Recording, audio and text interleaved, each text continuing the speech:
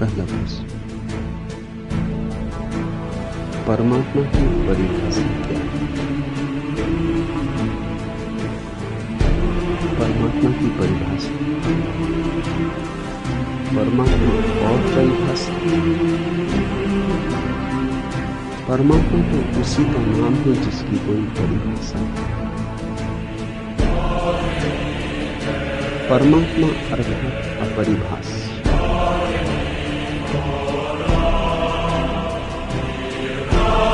इसलिए परमात्मा की परिभाषा पूछोगे उलझन में पड़ोगे। जो भी परिभाषा बनाओगे वही गलत होगी, और कोई परिभाषा पकड़ ले तो परमात्मा को जानने से सदा कोई वंचित रह जाएगा। परमात्मा समग्रता का नाम है, और सब चीजों की परिभाषा हो सकती है समग्रता के संदर्भ में, पर समग्रता की परिभाषा किसके संदर्भ में? जैसे हम कह सकते हैं कि तुम च्वांगतसु के छप्पर के नीचे बैठे। च्वांगतसु का छप्पर वृक्षों की छाया में, वृक्ष चांतारों की छाया में, चांतारे आकाश में, नीचे फिर आकाश, फिर आकाश के ऊपर कुछ भी, सब आकाश में। तो आकाश किसमें होगा? यह तो बात बनेगी ही नहीं। जब सब आकाश में है तो अब आकाश किसी में नहीं हो सकता। इसलिए आकाश तो होगा लेकिन किसी में नहीं होगा। ऐसे ही परमात्मा है। परमात्मा का अर्थ है जिसमें सब, जिसमें बाहर का आकाश भी है और भीतर का आकाश है, जिसमें पदार्थ भी है और चैतन्य भी, जिसमें जीवन भी है और मृत्यु भी, दिन और रात, सुख और दुख, पतझड़ और वसंत, जिसमें सब समाहित है। परमात्मा सारे अस्तित्व का संदर्भ है, उसकी पृष्ठभूमि है। इसलिए स्वयं परमात्मा की कोई परिभाषा नहीं हो सकती। ऐसा नहीं कि परिभाषा न की गई हो, आदमी ने परिभाषाएं की हैं, लेकिन सब परिभाषाएं गलत हो ही नहीं सकती। परिभाषा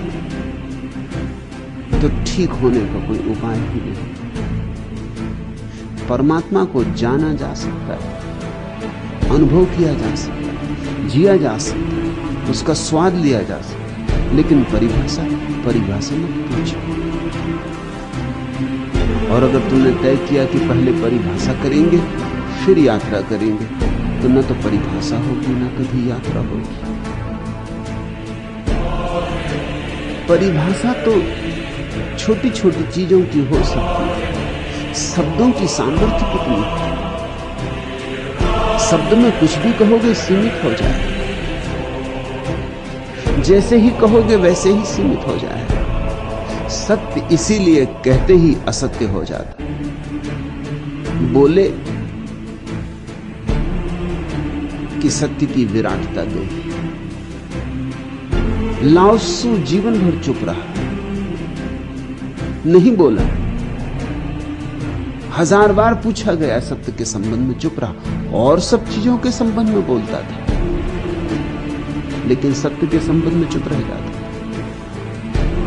और अंत में जब बहुत उस पर आग्रह डाला गया, जोर डाला गया कि जीवन से विदा लेते क्षण कुछ तो सूचना दे जाओ, तुमने जो जाना था, तुमने जो पहचाना था उसकी, तो उसने जो पहला ही वचन लिखा वह था, सत्य बोला तो झूठा हो जाए। कोई बोला गया सत्य सत्य नहीं होता। कारण सत्य का अनुभव तो होता है निशब्द में, शून्य में, और जब तुम बोलते हो तो शून्य को समाना पड़ता है छोटे छोटे शब्दों में। एक पिता अपने छोटे बच्चे को समझा रहा था। महान नेपोलियन का प्रसिद्ध वचन कि इस जगत में कुछ भी असंभव नहीं है। तो छोटा बच्चा खिलखिला के हंसने लगा। उसने कहा गलत। उसने कहा कि तुमने क्या गलत? नेपोलियन ने कहा है कि इस जगत में कुछ भी असंभव नहीं। उस लड़के ने कहा मैं अभी करके बता सकता हूँ एक चीज जो बिल्कुल असंभव, क्योंकि मैं कई दफा करके देख चुका। वो भागा, स्नान गृह से उठा लाया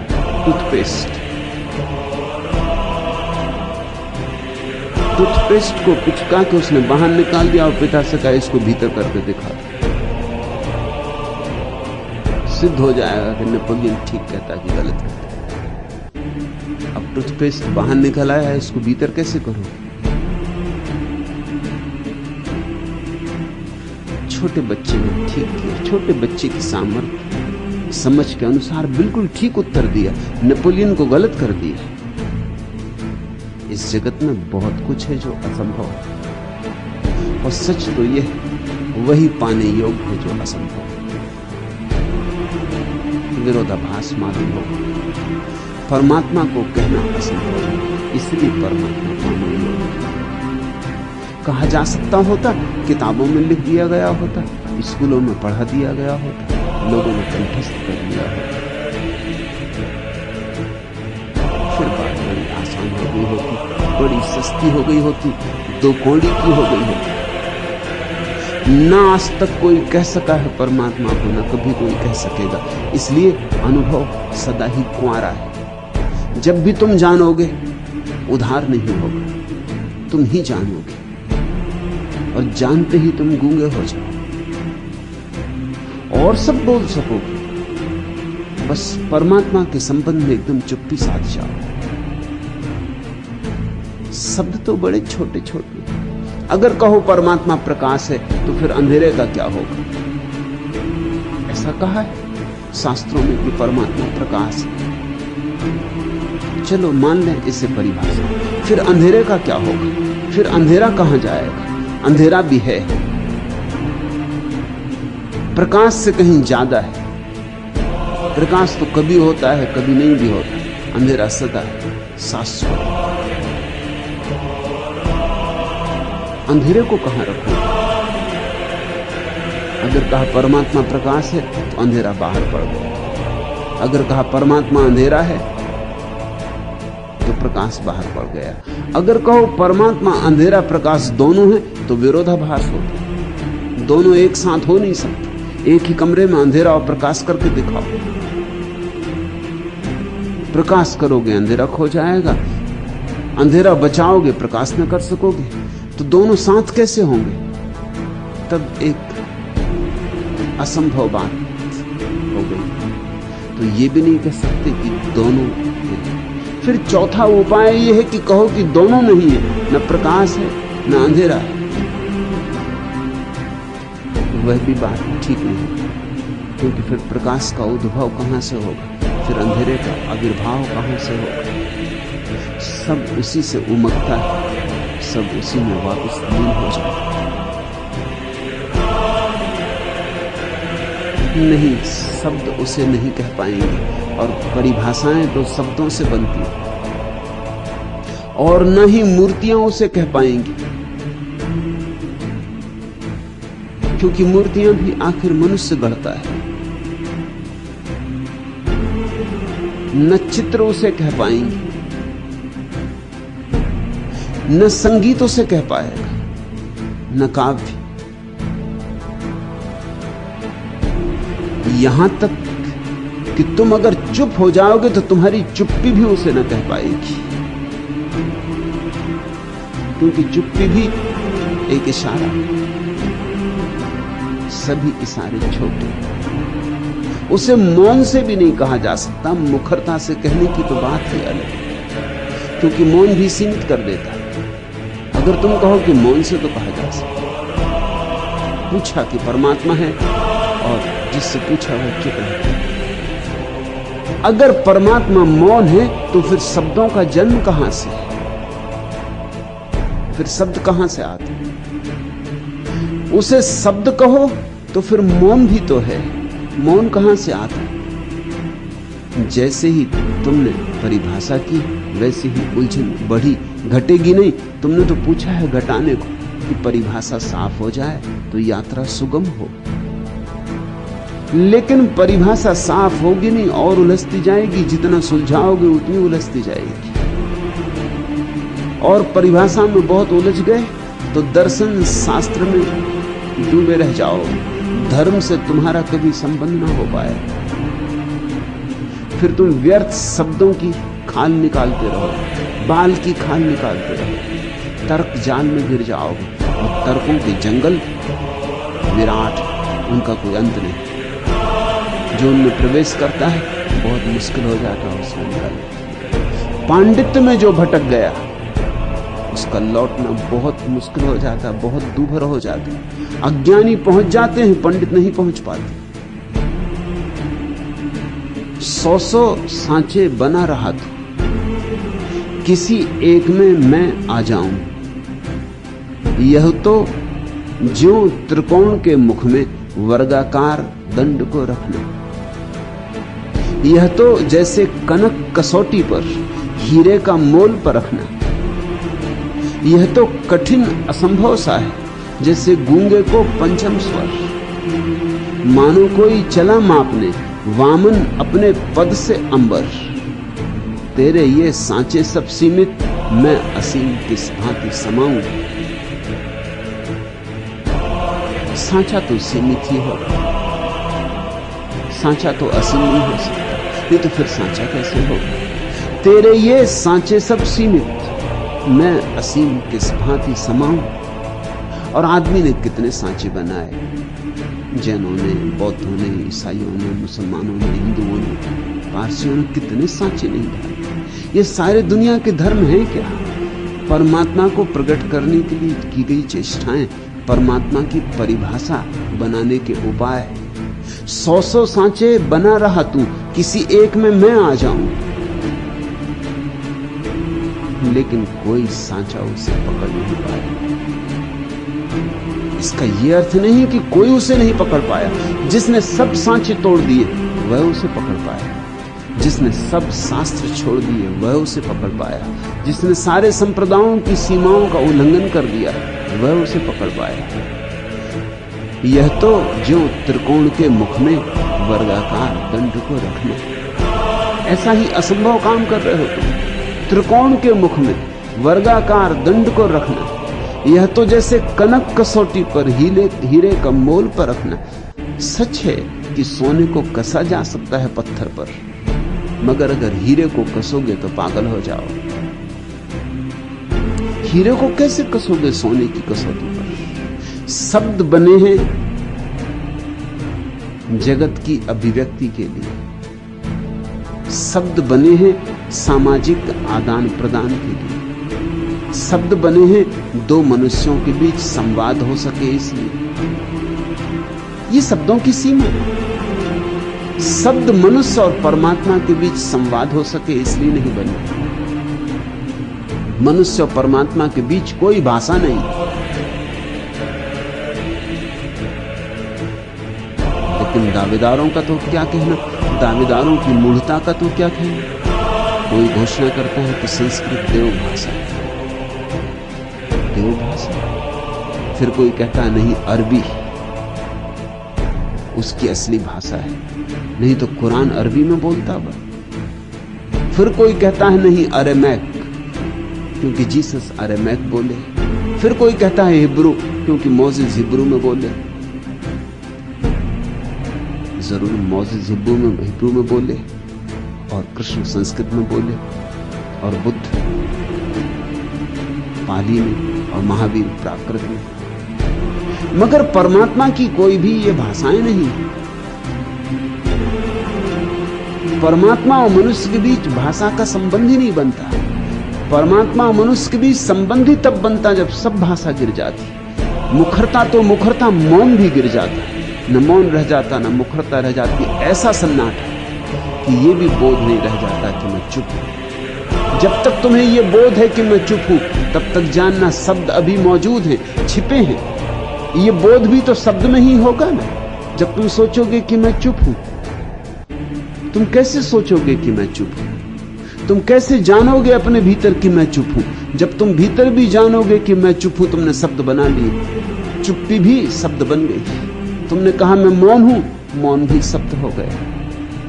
तो मुखरता भी खो जाए और मौन की भी याद न रह जाए, ऐसी विस्मृति हो, ऐसी गहन विस्मृति हो, ऐसा नशा छा जाए, ऐसी मादकता हो, ऐसी मस्ती हो, ऐसे पी बैठो अस्तित्व के रस को, तब जाना जाता। लेकिन संस्कृत कोई उसकी भाषा नहीं है, और न अरबी और न हिब्रू, कोई भाषा उसकी भाषा नहीं। दूसरे महायुद्ध में जर्मन हार गए। एक हारा हुआ सेनापति एक अंग्रेज सेनापति से बात कर रहा था कि हम हार कैसे गए, हमारी ताकत तुमसे कम न थी, ज्यादा थी, हमारे सैनिक तुमसे कमजोर न थे, ज्यादा शक्तिशाली थे, हम हार कैसे गए, तुम क्या कारण पाते हो हमारे हारने का? अंग्रेज सेनापति हंसा। उसने कहा कारण यह है कि हम हर युद्ध के पहले परमात्मा से प्रार्थना करते थे। परमात्मा से की गई प्रार्थना का परिणाम है कि हम जीते और तुम हारे। जर्मन सेनापति ने कहा ये तो हद हो गई, प्रार्थना तो हम भी करते थे हर युद्ध के पहले, प्रार्थना कारण नहीं हो सकती क्योंकि हमने कभी प्रार्थना में कोई चूक नहीं की। अंग्रेज ने कहा लेकिन तुम किस भाषा में प्रार्थना करते? जर्मन ने कहा निश्चित जर्मन में। अंग्रेज बोला बस बात साफ हो गई, परमात्मा को जर्मन आती, परमात्मा अंग्रेजी बोलता है, वही तुम्हारी चूक है। दुनिया में 3000 भाषाएं, हर भाषा का दावेदार सोचता है यही परमात्मा की भाषा होनी ही चाहिए, जो मेरी भाषा है वह परमात्मा की भाषा होनी चाहिए। आदमी का अहंकार ऐसा है कि उसकी भाषा परमात्मा की भाषा है, उसका रंग परमात्मा रंग का रंग, उसकी ऊंचाई परमात्मा की ऊंचाई, उसका चेहरा परमात्मा का चेहरा। चीनी जब परमात्मा बनाते तो नाक चपटी होती उसकी, स्वभाव था चीनी और उसकी लंबी नाक बनाए, कोई अपना अपमान करेगा। और जब निग्रो उसकी प्रतिमा बनाता है तो उसके ओंठ बड़े मोटे होते हैं। अब निग्रो और पतले ओंठ बनाए, और निग्रो जब उसकी प्रतिमा बनाता है तो बाल घुंघराले होते।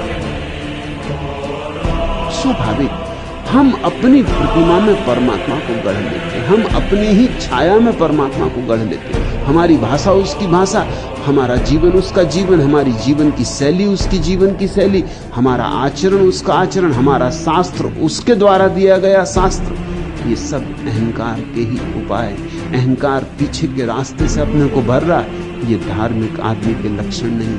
न तो हमारा चेहरा उसका चेहरा है, न हमारी भाषा उसकी भाषा है, न हमारा रंग उसका रंग है। उसका कोई रंग नहीं और सब रंग उसके, उसकी कोई भाषा नहीं और सब भाषाएं उसकी। वह कभी नहीं बोला और जो भी आज तक बोला गया है वही बोला। इतना विरोधाभास तुम्हें एक साथ समझने की क्षमता हो तो ही तुम यात्रा कर पाओ। परिभाषा तो विरोधाभास से बचने का उपाय। परिभाषा का अर्थ होता है साफ सुथरी व्याख्या हो जाए तो हम चल सके, दिशा का निर्देश हो जाए तो हम चल सके। 100 सांचे बना रहा तू, किसी एक में मैं आ जाऊं। यह तो ज्यों त्रिकोण के मुख में वर्गाकार दंड को रखना, यह तो जैसे कनक कसौटी पर हीरे का मोल परखना। यह तो कठिन असंभव सा है जैसे गूंगे को पंचम स्वर, मानो कोई चला मापने वामन अपने पद से अंबर। तेरे ये सांचे सब सीमित, मैं असीम किस भांति समाऊं। नहीं, परमात्मा किसी परिभाषा में कभी समाया नहीं। अनुभव में जरूर आया, अनुभव में खूब खूब आया। अनुभव में बाढ़ की भांति आया है। परिभाषा न मांगो, अनुभव मांगो। शब्द न मांगो, साक्षात मांगो। सिद्धांत न मांगो, शास्त्र न मांगो, स्वानुभूति मांगो। लोक लोक के द्वार खोल दो, मैं कर सकूं तुम्हारा दर्शन। तुम बैठे थे अंतरतम में, जाने कब से अंतर्वासी। मैं तुमको पहचान न पाया, तुम भी तो प्रभु रहे उदासी। कहां किसे मैं ढूंढ रहा था, किसके लिए विकल था अब तक। दो बूंदें उमड़ी आंखों में, नत हो गया आप ही मस्तक। पूछो मत मेरा सुख क्या है, कैसा आनंद। ईर्षा करो तपो आजीवन, समझो मैं कितना स्वच्छंद। आंसू से भीगी इच्छाएं थी बन गई यज्ञ की ईंधन। जैसे बिजली पकड़ ली गई, चमकी और हुई हो निश्चल। जैसे पारावार प्रलय का राशि राशि जल ही जल केवल। यह अबाध उल्लास ज्योति का, महाहर्ष का झंझानील है। अग्नि स्फुलिंग छंद गानों से मुखरित जग हो रहा निखिल है। सूर्य चंद्र नक्षत्र और ये तारक ग्रह जैसे अचपल हो, जैसे दिवा स्वप्न टूटा हो और नए ही दिग्मंडल हो। अवलोकन करने दो मुझको, क्षण भर करो रहस्य उद्घाटन। जिस दिन तुमको देखा कोई वस्तु देखने की न रही, कोई काम न कोई तृष्णा, अपनी ही संपूर्ण मही। अहे अनिर्वच्छ क्या बतलाऊं, कैसा रूप तुम्हारा है यह। दिव्य निहार धूम विद्युतिया, तरल अग्नि का पारा है यह। दिगंत के रंध्र खोद लो, लहराने दो ज्योति समीरण। लोक लोक के द्वार खोल दो, मैं कर सकूं तुम्हारा दर्शन। प्रार्थना करो परिभाषा न खोजो, पुकारो परिभाषाएं ना बनाओ। जागो खोजो, दूर नहीं है परमात्मा। तुम बैठे थे अंतरतम में, जाने कब से अंतर्वासी। भीतर ही बैठा है तुम्हारा, जिसकी तुम परिभाषा खोज रहे हो वह तुम्हारे भीतर बैठा है। जिसकी तुम परिभाषा खोज रहे हो वो परिभाषा खोजने वाले में छिपा है। लौटो, आंखें पलटाओ। कहां किसे मैं ढूंढ रहा था, किसके लिए विकल था अब तक। जिस दिन जानोगे उस दिन चौंकोगे, किसे खोजते थे। व्यर्थ ही खोजते थे, व्यर्थ ही विकल थे। उसे तो कभी खोया ही न था, क्षण भर को उससे नाता न टूटा। दो बूंदें उमड़ी आंखों में, नत हो गया आप ही मस्तक। प्रार्थना पूरी हो जाती, बस दो बूंदें आंखों में उमड़ा। मस्तिष्क परिभाषा मांगता है, हृदय प्रेम। मस्तिष्क शब्द गढ़ता है रूखे सूखे, हृदय दिले भाव जगाता है आंसुओं से भरे। और मनुष्य के पास उसकी पूजा अर्चना के लिए और कुछ भी नहीं सिवाय आंसुओं के। मत तोड़ो फूल वृक्षों से,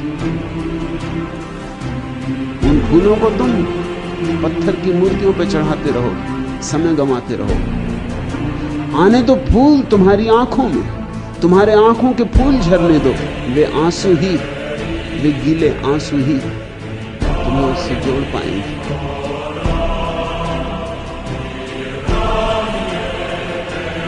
परिभाषा तो न हो सकेगी, लेकिन एक दिन उल्लास का अनुभव होगा, उत्सव होगा। यह अबाध उल्लास ज्योति का, महाहर्ष का झंझानील। अग्नि स्फुलिंग छंद गानों से मुखरित जग हो रहा निखिल। अगर तुम शांत होकर मौन होकर उसे पुकारोगे, तुम्हारी आंखों में आर्द्रता होगी प्रार्थना की, तो तुम पाओगे एक विराट उत्सव चल रहा है। इसी उत्सव का दूसरा नाम परमात्मा। अहे अनिर्वच्छ क्या बतलाऊं, कैसा रूप तुम्हारा है। उस अनिर्वचनीय का रूप कोई बतला नहीं सका, कोई बतला नहीं सका। जाना है अनेकों ने, और ऐसे लोगों ने जाना है कि जो बड़े धनी थे शब्दों के, जिनकी कुशलता बड़ी थी अभिव्यक्ति की, वे भी चुप गए, वे भी गूंगे हो गए। अहे अनिर्वच क्या बतलाऊं, कैसा रूप तुम्हारा है यह। दिव्य निहार धूम विद्युतिया, तरल अग्नि का पारा है यह। दिग दिगंत के रंध्र खोल दो, लहराने दो ज्योति समीरण।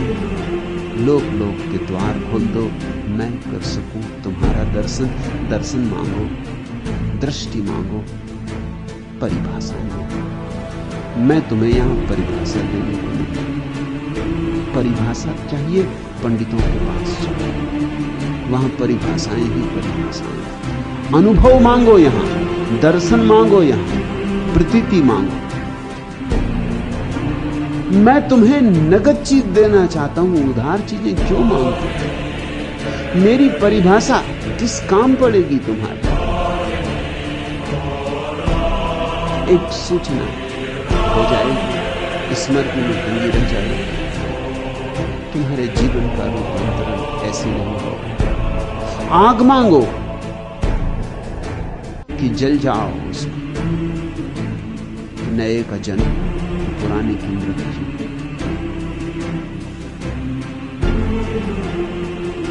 दूसरा प्रश्न, जीसस, सुकरात और मंसूर जैसे साक्षात प्रेमावतारों के शरीर को जिस घृणापूर्ण ढंग से सूली, जहर और कत्ल दी गई, उससे क्या यह सिद्ध नहीं होता कि अस्तित्व बिल्कुल तटस्थ है?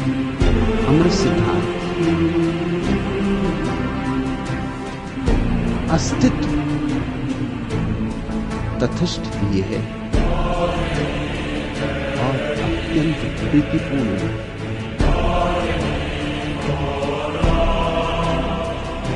तुम्हें विरोधाभासों को समझने की क्षमता जगानी होगी,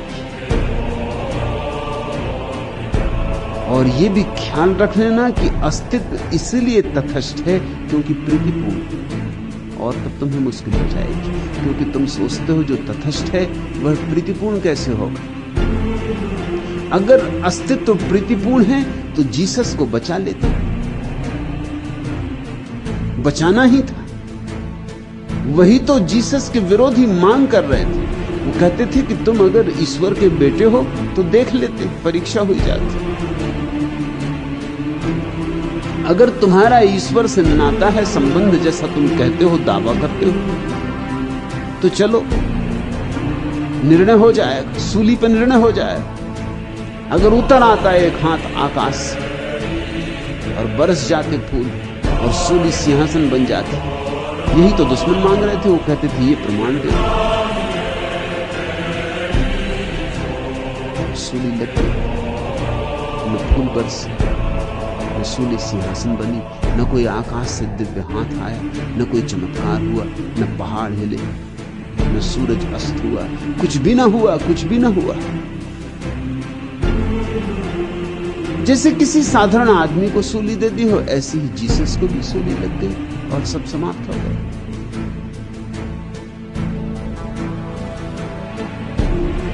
स्वाभाविक है कि लगे कि अस्तित्व बिल्कुल तटस्थ है, अस्तित्व को कुछ लेना देना नहीं। लेकिन थोड़ा गहरे चलो, अस्तित्व तटस्थ है क्योंकि प्रेमपूर्ण। ऐसा मैं क्यों कहता? अगर अस्तित्व प्रेमपूर्ण है तो ही तुम्हारे जीवन में स्वतंत्रता हो सकती है। मगर स्वतंत्रता के लिए अस्तित्व का तटस्थ होना भी जरूरी है, नहीं तो स्वतंत्रता नष्ट हो जाएगी। अगर अस्तित्व हर कदम पर बाधाएं डालने लगे तो जीवन कारागृह हो जाए। जीवन कारागृह नहीं, परमात्मा ने तुम्हें पूरी स्वतंत्रता दी, तुम जो होना चाहो उसकी स्वतंत्रता दी। पापी या पुण्यात्मा, अच्छे या बुरे, तुम जो होना चाहो।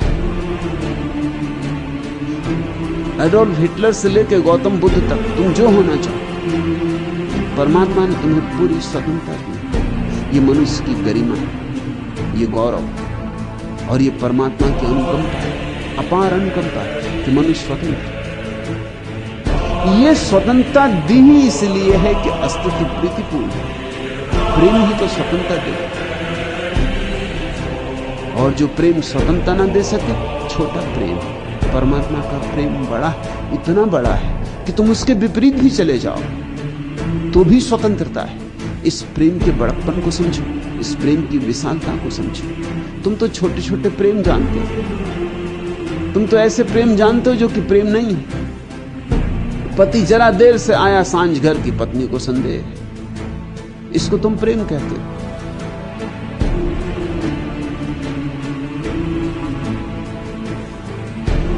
पत्नी पड़ोसी से हंस के बात कर रही थी, पति संदिग्ध हो गया, इसको तुम प्रेम कहते हो।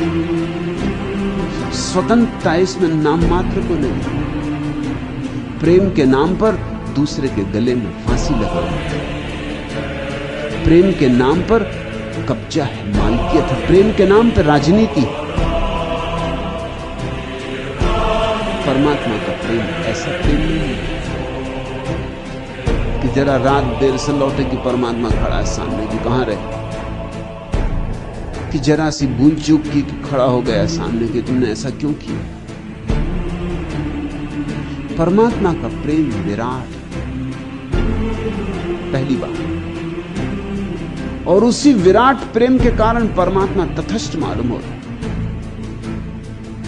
गलत हुआ होता अगर परमात्मा ने जीसस पे फूल बरसा दिए होते और सूली सिंहासन बन गई होती, गलत हुआ होता,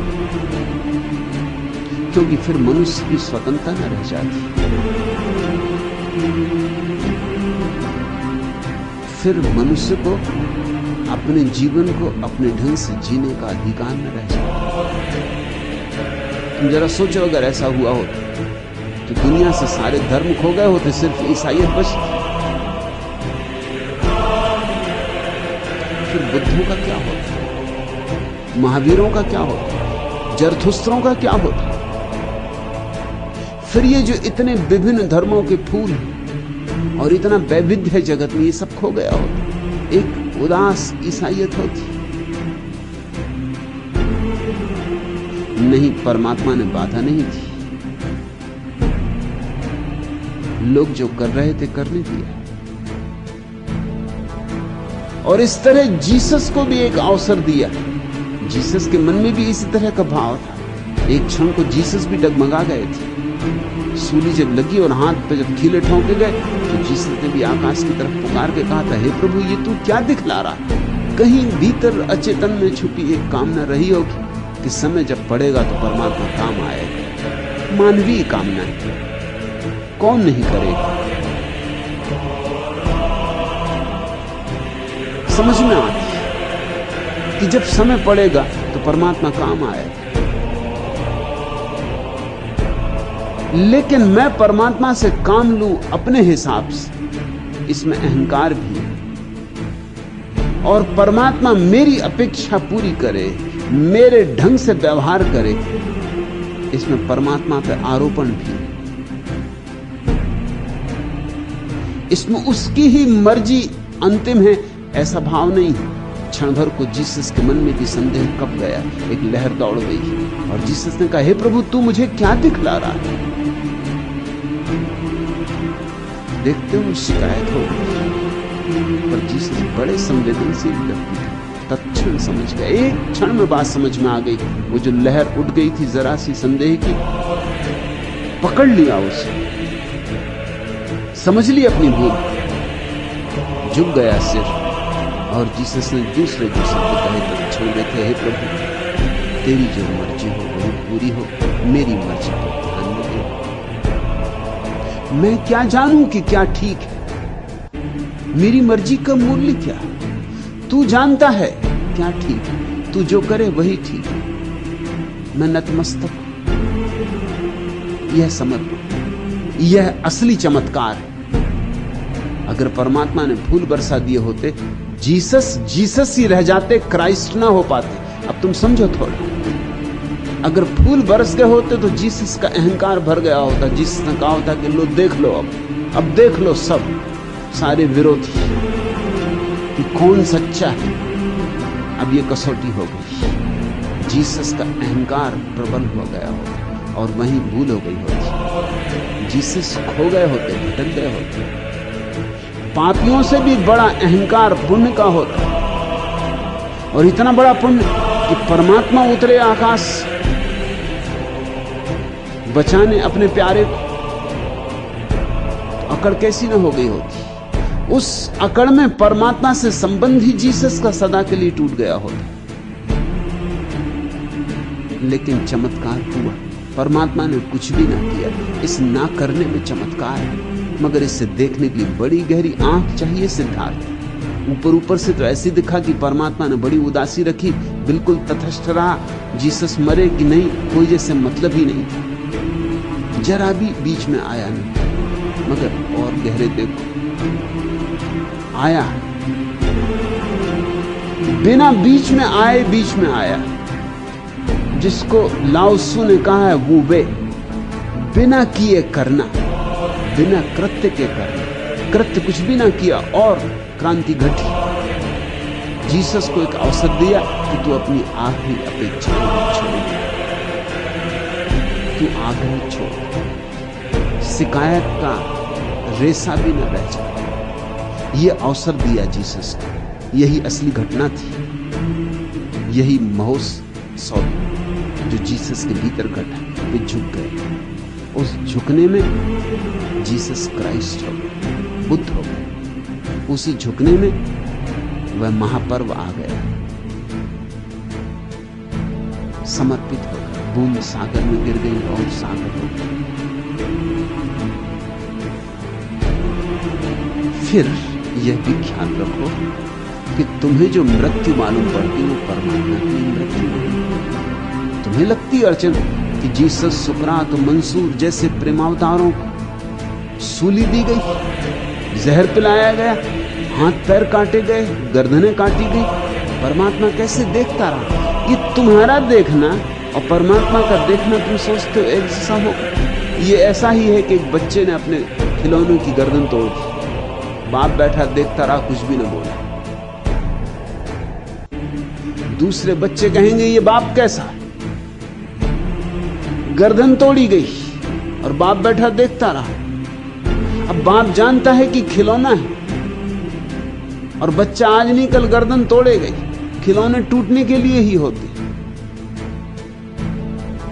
लेकिन छोटे बच्चे को खिलौना खिलौना नहीं, उसे तो बड़ा जीवित मालूम होता। छोटे बच्चे तो अपने खिलौनों को रात बिस्तर पे भी ले जाते हैं, उनको नहलाते भी हैं, उनको खिलाने की भी कोशिश करते हैं, घुमाने भी ले जाते, उनसे बातचीत भी करते हैं। खिलौना गिर जाए तो उठा के उसको पुचकारते, समझाते भी हैं कि मत रो। छोटा बच्चा तो अपने खिलौने को जीवित मानता है। हमारी भी बुद्धि उतनी ही। तुम जब जीसस को सूली लगते देखते हो तब तुम सोचते हो जीसस को सूली लग रही। जीसस को तो सिंहासन ही मिल रहा है, देह गिर रही। देह तो मिट्टी की है, खिलौना है। परमात्मा की तरफ से देखने पर देह तो गिरेगी ही, आज नहीं कल। देह को कब तक बचाया जा सकता है? देह तो मरण धर्मा है। और अगर ऐसा समझो तो फिर जीसस से बेहतर मरने का ढंग और क्या होगा? फिर सुकरात से बेहतर मरने का ढंग और क्या होगा?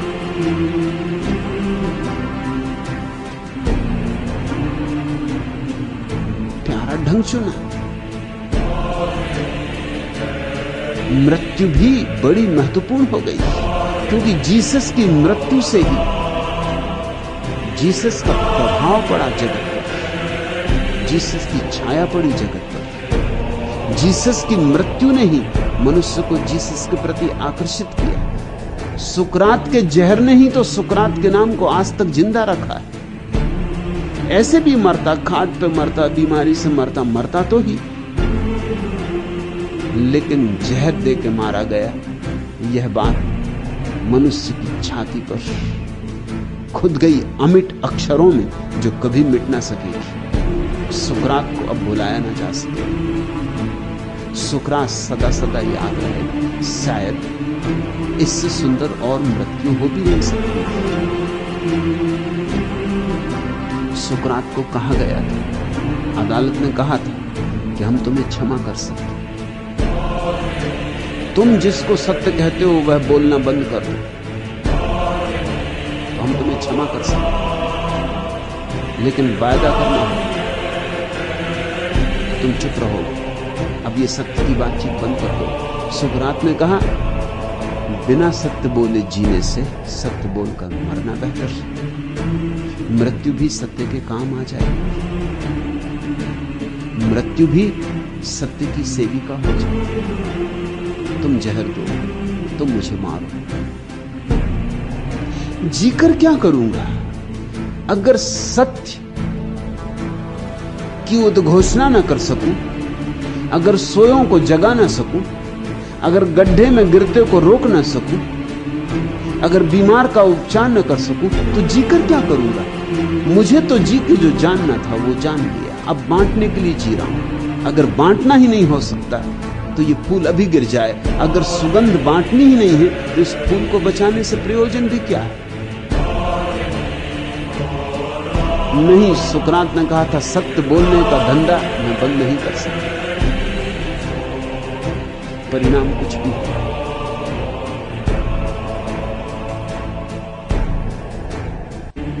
तुम्हें लगता है सिद्धार्थ कि इस तरह से सूली लगी जीसस को, ईश्वर के प्यारे बेटे को, सुकरात को, सत्य के इतने बड़े प्रेमी को, मंसूर को, इतने बड़े ब्रह्म ज्ञानी को, इस तरह से तुम्हें अड़चन लगती है, क्योंकि तुम्हें अभी पता नहीं कि इस मरण धर्मा देह में अमृत छिपा है। मंसूर को जरा भी अड़चन न थी। मंसूर जब सूली लगी तो आकाश की तरफ देख के खिलखिला के हंसा। भीड़ इकट्ठी थी, भीड़ में से किसी ने पूछा कि मंसूर, ये हंसने का वक्त, तुम होश में हो, पागल तो नहीं हो गए, किस लिए हंस रहे हो। मंसूर ने कहा, मैं इसलिए हंस रहा हूं, ये भी खूब रहे, तुम सोच रहे हो मुझे मार रहे हो, तुम मुझे मारोगे क्या, तुम मुझे छू भी नहीं सकते, तुम्हारे अस्त्र मुझे छू भी नहीं सकते, तुम मुझे मारोगे क्या। और जिसे तुम मार रहे हो उसे तो मैं खुद ही छोड़ चुका था। वह मैं हूं, ऐसी तो धारणा मैंने कब की त्याग दी थी। मैं देह तो हूं ही नहीं। जिस दिन मैंने देह नहीं हूं ऐसा जाना, उसी दिन तो ये उद्घोष उठा मेरे भीतर, अनल हक, कि मैं परमात्मा हूं। जिस अपराध के लिए तुम मुझे मार रहे हो, अपराध क्या था मंसूर का, यही उसने घोषणा कर दी कि मैं ईश्वर हूं। यही अपराध मुसलमानों की नजर में कि कोई अपने को ईश्वर घोषित कर दे, ये कुफ्र हो गया। इस अपराध के लिए तुम मुझे मार रहे हो। मंसूर ने कहा कि मैंने कहा कि मैं ईश्वर हूं, मगर तुम्हें पता है कि यह अपराध मैं इसीलिए कर सका कि मुझे पता चल गया कि मैं देह नहीं। जिस दिन जाना देह नहीं हूं, उसी दिन जाना अमृत है। फिर किसी ने पूछा कि आकाश की तरफ देख के क्यों हंस रहे हो, तो उसने कहा कि मैं इसलिए आकाश की तरफ देख के हंस रहा हूं कि कह रहा हूं परमात्मा से कि तू किसी भी रूप में आ, मैं तुझे पहचान लूंगा। आज तू मौत के रूप में आया, मुझे धोखा न दे सके। मैं तुझे हर रूप में जानता हूं, मौत भी तू। उस परम दशा में जीवन और मृत्यु में कोई भी भेद नहीं, कांटे और फूल में कोई भी भेद नहीं।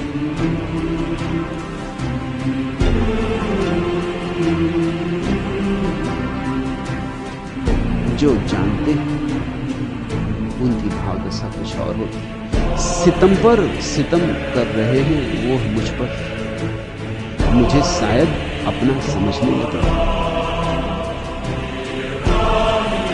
जो नहीं जानते वे कुछ और सोचते। मोहब्बत नाम है, ला हासिल और ना तमामी का। मोहब्बत है तो दिल को फारिगे सुदो जिया कर ले।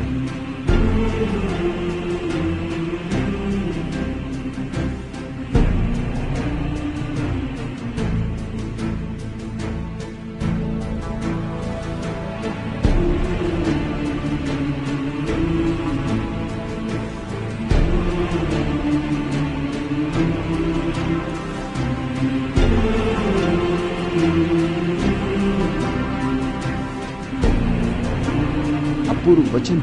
मोहब्बत नाम है ला हासिल और ना तमामी का। प्रेम है अपूर्णता और असफलता का नाम। तुमने कभी सोचा भी नहीं प्रेम अपूर्णता और असफलता का नाम। प्रेम है असफलता में भी सफलता जानना, अपूर्णता में भी पूर्णता जानना, मृत्यु में भी जीवन जानना।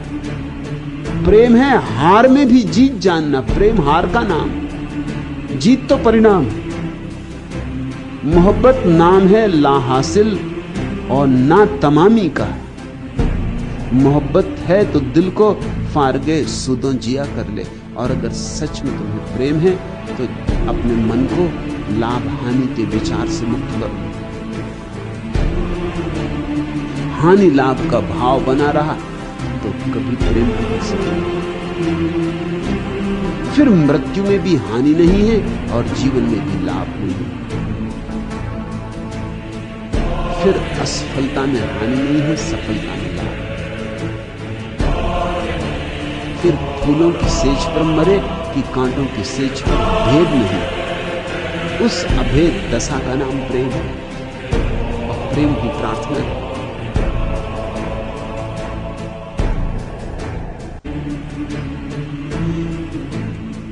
प्रेम की दुनिया दीवानों की दुनिया। ये मंसूर, ये सुकरात, ये जीसस, इस जगत के बड़े से बड़े दीवाने, बड़े से बड़े प्रेमी। इनको समझने के लिए तुम्हें प्रेम के थोड़े पाठ सीखने पड़ेंगे। जरा खुलकर पुकार ए सूर, मज़ुबाने उल्फत को। यह दीवाने कहीं बैठे न रह जाएं बयाबा में। कयामत का दिन जब आएगा, इस्लाम की भावना है, जब आखिरी कयामत का दिन आएगा, एक देव पुरुष उतरेगा और जोर से तुरही बजाएगा, क्योंकि सब जो मुर्दे कब्रों में लेटे हैं वो उठ जाएं।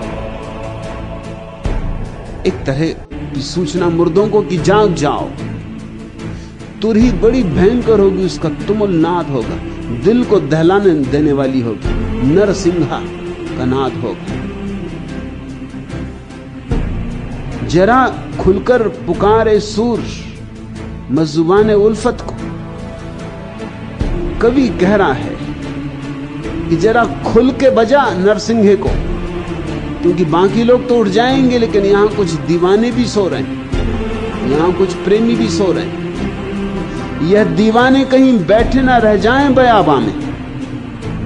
यहां ऐसे प्रेमी भी पड़े हैं कि जिनको फिक्र ही नहीं, ना जीवन की, ना मृत्यु की, ना संसार की, ना कयामत की। जरा जोर से बजा तुरही को। नहीं तो यहां कुछ ऐसे लोग हैं मंसूर जैसे, वो मजे से लेटे ही रहेंगे। उन्हें पता ही ना चलेगा कि कब तेरी तुरही बची और कब तेरी तुरही समाप्त हो गई। उन्हें प्रलय का भी पता ना चलेगा। सृष्टि का अंत आ गया, ये तुमुल घोष होगा और वो अपनी मस्ती में पड़े रहेंगे। यहां ऐसे दीवाने भी। जरा खुलकर पुकारे सूर, मज़ुबाने उल्फत को। यह दीवाने कहीं बैठे न रह जाएं बयाबा। कहीं ऐसा ना हो कि प्रलय आए और गुजर जाए और इनको पता ही ना चले। मौत का क्या चीज इसको पता चला हो, मौत का क्या मंसूर पता चला हो, आई और गुजर। यही चमत्कार है। अस्तित्व अत्यंत प्रेमपूर्ण और इसलिए अत्यंत तटस्थ। यह प्रीतिपूर्ण तटस्थता है। यह तटस्थता उपेक्षा की नहीं है, यह तटस्थता प्रीति की, अस्तित्व इतना प्रेम करता है कि कैसे तुम्हारे जीवन में बाधा डाले, कैसे अड़चन डाले। इसलिए परमात्मा की उपस्थिति बिल्कुल अनुपस्थिति जैसी है। तुम थोड़ा सोचो, परमात्मा जगह जगह उपस्थित हो, जैसा कि पंडित पुरोहित समझाते कि वो सब तरफ से देख रहा है। तुम कुछ भी करो, कहीं भी जाओ, उसकी आंख तुम पे गड़ी हुई, वो देख रहा है, वो तुमको डरवा रहे हैं, वो तुम्हें घबरा रहे हैं, वो तुम्हारे भीतर भय बिठा रहे हैं। परमात्मा देख रहा है, देखो संभल के करना, कोई काम करते हो। मैंने सुना है कि एक ईसाई सन्यासिन बाथरूम में भी कपड़े नहीं उतारती थी। पूछा किसी ने क्यों, तो उसने कहा कि कहा नहीं शास्त्रों कि परमात्मा हर जगह देख रहा है, तो बाथरूम में भी देख ही रहा होगा। मगर उस मूर्ख को कोई कहे कि जो बाथरूम में देख रहा होगा वो तो कपड़े के भीतर भी देख ही रहा होगा, वो तो हड्डी मांस मज्जा के भीतर भी देख ही रहा होगा। पंडित पुरोहितों ने तुम्हें खूब डरवाया है, परमात्मा तुम पर आंखें गड़ाए, जरा सावधान, ऐसा मत करना, वैसा मत करना। लेकिन परमात्मा का प्रेम इतना विराट है, उसी विराट प्रेम के कारण वो उपस्थित है मगर अनुपस्थित हो गया। कहीं उसकी उपस्थिति बाधा ना बन जाए, क्योंकि वो मौजूद हो तो कहीं ऐसा ना हो कि तुम कुछ काम ना कर सको जो तुम करना चाहते। अब परमात्मा सामने बैठा हो, तुम्हें धूम्रपान करना, अब मुश्किल खड़ी हो जाएगी, अब अड़चन हो जाएगी। कैसे धूम्रपान करो? ऐसे तो कोई दूसरा आदमी भी बैठा होता है तो एकदम से धूम्रपान करने में अड़चन होती है। उस अड़चन को तो सुलझाने का उपाय है कि तुम पहले उसको पेश करते हो, आप सिगरेट पिए, वो कहे नहीं हाँ या कुछ, इसके बाद फिर तुम पीना शुरू। परमात्मा को सिगरेट उपस्थित करो, वह भी बात जमती नहीं। मैं एक दफा यात्रा में था, पटना से लौटकर मेरे डब्बे में एक सज्जन और थे, अच्छे भले आदमी, डॉक्टर थे बंबई के। अब उन्हें शराब पीनी थी, अब वो बड़ी देर हैरानी में थे। रंग ढंग से मैं साधु संतों जैसा मालूम पड़ रहा था, तो उनको और जरा मैंने जरा आचरण में देखा, मैंने कहा तुम ऐसा मानो कि मैं हूं ही नहीं। उन्होंने कहा आपका मतलब? मैंने कहा मैं तुम्हें कुछ अड़चन में देखता हूं, तुम कहो तो मैं दूसरे डब्बे में चला जाऊं। नहीं, उन्होंने कहा कैसे? आप बैठे, कहीं जाने की जरूरत नहीं। फिर थोड़ी देर बाद उन्होंने कहा कि आप ठीक कह रहे हैं, असल में मुझे शराब पीने की आदत है और बिना पिए ये 24 घंटे का सफर मैं न कर सकूंगा। आप पिएंगे?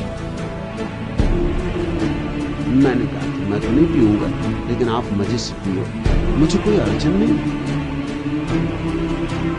फिर भी उन्हें थोड़ी सी दुविधा बन गई, सज्जन चित्त आदमी। उन्होंने सिगरेट निकाली, कहा आप सिगरेट पियो? उन्होंने कहा कि सिगरेट नहीं पीता। तो उन्होंने पान का बटुआ निकाला कि आप कम से कम पान लें। मैंने कहा पान भी नहीं खाता। तो उन्होंने जो बात कही वो मुझे भूली नहीं। उन्होंने कहा कि फिर आपसे मित्रता बनाने का कोई उपाय नहीं? तो मैंने कहा फिर मैं तीनों पी लूंगा। अगर मित्रता का मामला हो तो शराब भी पीऊंगा, सिगरेट भी पीऊंगा और पान भी खा लूंगा, अगर मित्रता का मामला हो। मगर इनकी कोई जरूरत नहीं, मित्रता है। मैं भर दूंगा तुम्हारी प्याली शराब से, और क्या करूं? मैं तुम्हारी सिगरेट जला दूंगा, और क्या करूं? मैं तुम्हारा पान तुम्हारे मुंह में दे दूंगा, और क्या करूं? मित्रता इतने से हो जाए तो ठीक हो, नहीं होती हो तो मैं तीनों लेने को भी तैयार हूं।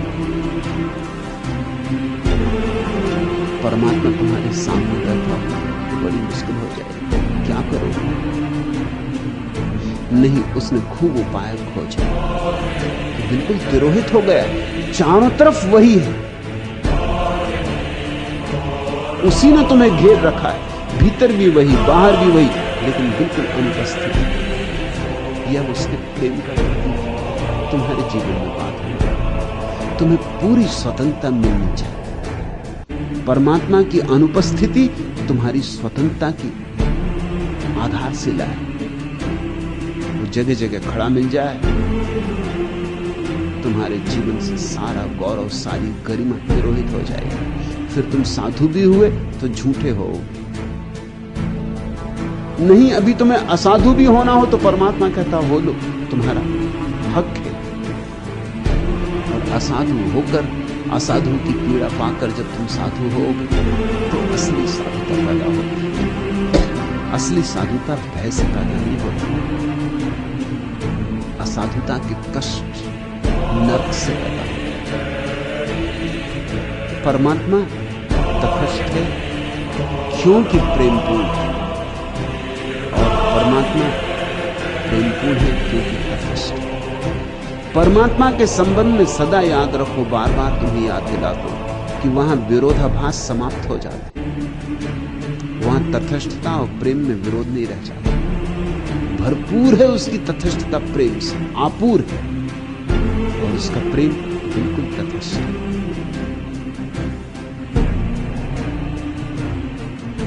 फिर तुम्हारी दृष्टि से जो मृत्यु है, उसकी दृष्टि से मृत्यु नहीं।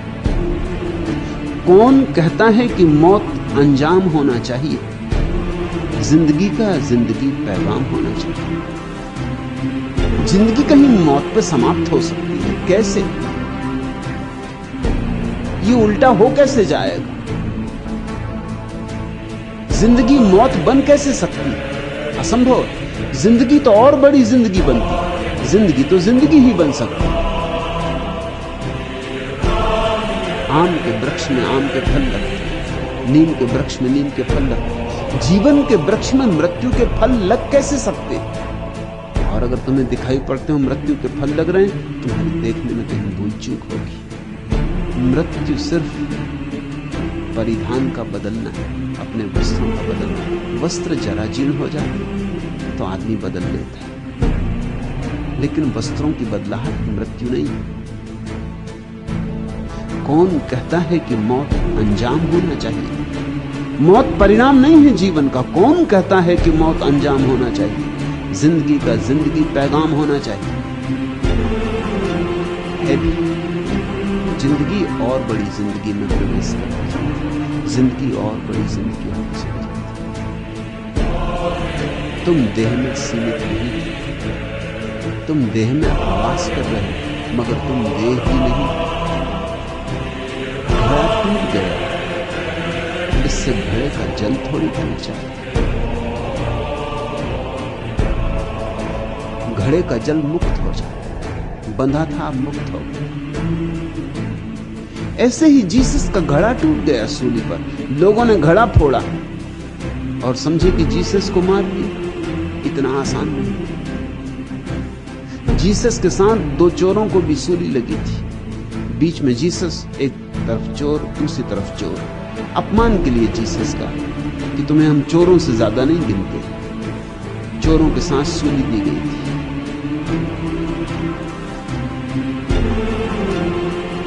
जीसस को तो पता है कि भीतर शाश्वत विराजमान है। उनके बाएं एक चोर, दाएं एक चोर। वे जरूर मर रहे हैं, वे जरूर पीड़ित हो रहे हैं, वे जरूर हैरान हो रहे हैं। उनका कष्ट असीम, लेकिन उन दो चोरों में भी भेद है। एक चोर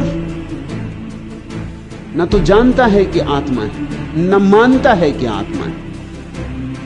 दूसरा चोर जीसस को देखता है, उनके चेहरे पर गुलाब के फूल जैसी लालिमा देखता है।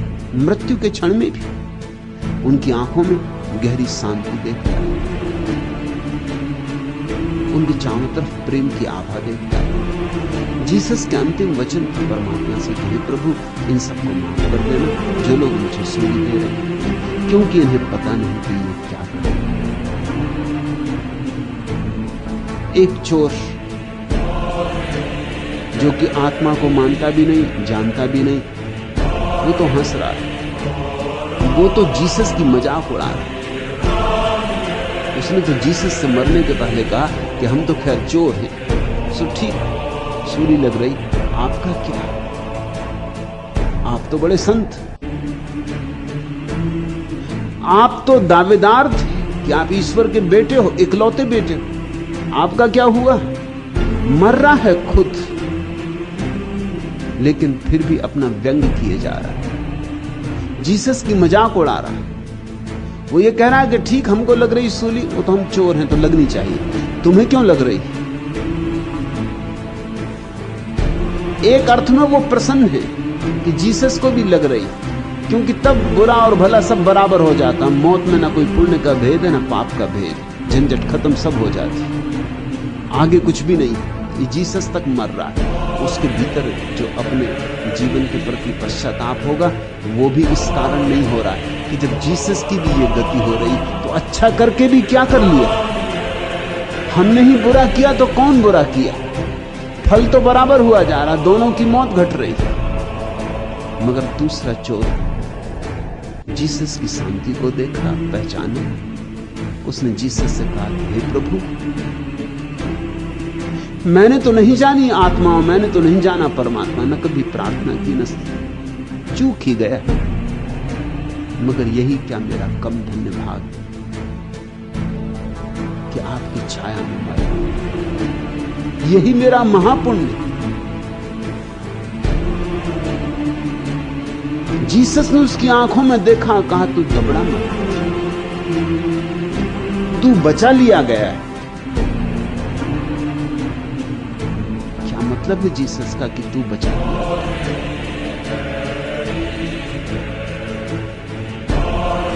इस भाव में ही बचा, सारे पाप धुल गए इस भाव में। सदगुरु के पास क्षण भर भी बैठ जाना स्नान। गंगा में बैठने से शायद पाप ना भी धुले, क्योंकि गंगा आखिर जल ही, बाहरी जल, धूल धमास धुल जाए शरीर की, आत्मा की तो कैसे धुलेगी। लेकिन ऐसी गंगाएं भी हैं जहां आत्मा की धूल धमास भी धुल जाती है। जीसस ने कहा, तू फिक्र मत कर, तू बचा लिया गया। मरने के आखिरी क्षण उस चोर ने कहा कि प्रभु फिर कब दर्शन होंगे? जीसस ने कहा, आज ही शरीर को गिर जाने दो, दर्शन तो हो ही गया और दर्शन जारी रहेगा। आज ही दर्शन होंगे, गिरने दे शरीर को, संबंध जुड़ गया, दर्शन जारी रहेगा। दोनों चोर, लेकिन एक अंधा और एक आंख वाला, एक मर के फिर पैदा होगा, फिर चोर हो जाए, लेकिन दूसरे ने खूब संभाला, खूब कुशलता से संभाला, आखिर गिरते गिरते संभल गया, फिसलते फिसलते संभल गया, सारी जिंदगी के पाप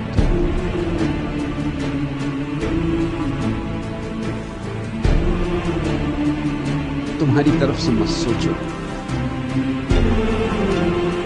जीसस मंसूर सुकरात की तरफ से सोचो। गम एक इम्तिहान था इंसान के लिए। जो लोग अहले शौक थे वो मुस्कुरा दिए, जो पारखी वो तो जिंदगी में जब दुख आता है तो मुस्कुराते, क्योंकि हर दुख परीक्षा, हर दुख कसौटी, और हर दुख निखारता है, और हर दुख तपस्या, और हर दुख से गुजर के तुम्हारे जीवन का कुंदन रोज रोज शुद्ध होता जाता है। और जो व्यक्ति जीवन के परम दुख से गुजरा, फांसी परम दुख है, एक क्षण में सारे जीवन की पीड़ा इकट्ठी हो गई उससे जो गुजरा, उस गुजरने में, उस पार होने में उसने आखिरी परीक्षा उत्तीर्ण कर। तुम्हारी तरफ से देखने पर लगता है कि परमात्मा कुछ भी ना बोला, चुप रहा, तटस्थ है। परमात्मा को जो करना था उसने किया। जो करने योग्य था किया। ये परीक्षा थी, यह परीक्षा जरूरी थी।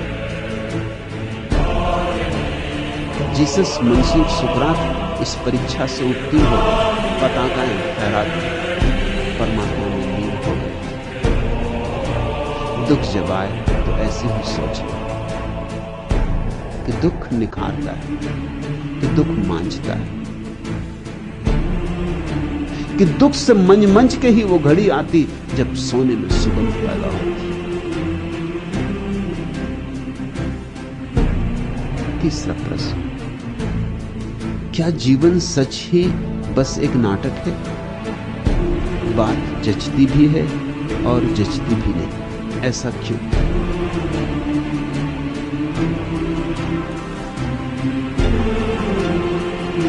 जीवन तब तक नाटक नहीं है जब तक तुम जागे। तुम तो ऐसे सोए हो कि नाटक तक को जीवन समझ लेते हो। तो तुम क्या खाक जीवन को नाटक समझो?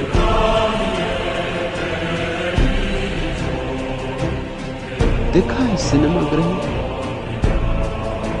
जानते हो भली भांति कि पर्दे पे कुछ भी नहीं, धूप छाया का खेल, मगर आंखों में आंसू आ जाते। कोई दुखान दृश्य आ गया कि तुम जार जार रोने लगते, और तुम जानते हो फिर भी भूल गए। नाटक को जीवन समझ लिया। खैर, फिल्म को जाने दो, फिल्म में तो कुछ ना कुछ तस्वीरें दिखाई पड़ती, भ्रांति हो जाती, लोग उपन्यास पढ़ते और कोई दुखान दृश्य आ गया और आंखें गीली हो जाती, और जानते हैं कि कागज पर स्याही के धब्बों के सिवाय कुछ भी नहीं, मगर फिर भी भूल हो जाती। कभी भूत प्रेत की कहानी पढ़ते पढ़ते रात को डरने लगा। कहानी पढ़ रहे हो, जानते हो कहानी, मगर जता पत्ता खड़क गया बाहर, एक खरगोश भाग गया बगीचे में, कि बिल्ली ने छलांग लगा दी चौके में, कि छाती धक हो जाती। अपने ही लंगोट जो तुमने सूखने डाल दिया रस्सी पर, वही लगता है कोई आदमी हाथ फैलाए खड़ा है। भली भांति पता है अपनी लंगोट है। रोज इसी लंगोट को बांध के जय हनुमान जी करके व्यायाम करते, अपनी लंगोट है, मगर अब हनुमान जी भी काम नहीं आते। घबराहट में पढ़ने लगे हनुमान चालीसा, पता नहीं कौन खड़ा है हाथ फैला है। किताब जो पढ़ रहे थे उसका भूत प्रेत, उसकी कथा पकड़ ली, डर।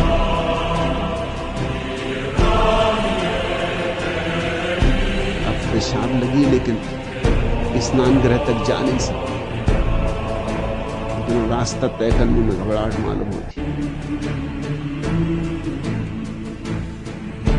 तुम तो नाटक को जीवन समझ लेते हो। तुम्हें समझा, तुम कहते हो कि क्या जीवन सच ही मात्र एक नाटक है? जागोगे तो ही समझ पाओगे। सोए रहे तो नाटक भी सच है।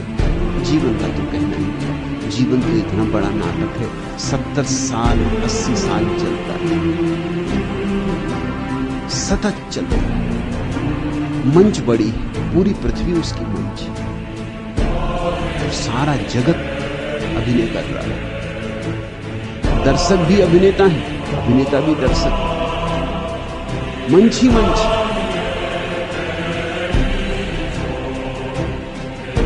कैसे समझ पाओ? सोए सोए ना समझ पाओ। ये तो जागृत व्यक्तियों के वक्तव्य हैं कि जगत नाटक है।